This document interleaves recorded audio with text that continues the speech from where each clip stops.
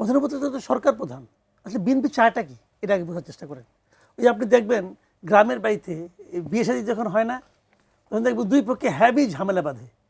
তখন ওই ছেলের মেয়েকে খেলে একটা ছোট একটা চিরকুট পাঠায়, দুজনে কিন্তু বর বধূ সেজে বসে আছে, এখন মানে প্রায় মারামারি অবস্থা দুই পক্ষের মধ্যে। তখন একে চিঠি পাঠায় যে এগুলো হইতে দাও, তুমি খেলে কোনো মতো আমাদের বাড়িতে আসো, বাকিটা আমরা ঠিক পরে এরা আর কেউ থাকবে না। কারণ বিএনপির হিসাব হলো ওইটা।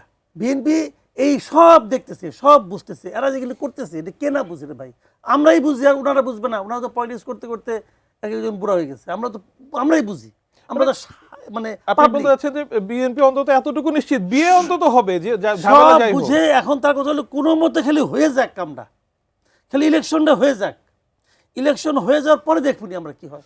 এখন আমরা কাউকে চটাতে চাই না। এখন ভাই যা বলে বুঝতেছে ভুল, তাও বলে ঠিক আছে আসো সাইন করো, কোথায় তাকায়ও না, সাইন করে দেয়। কারণটা কি, তারা খালি ইলেকশনটা করতে চায়।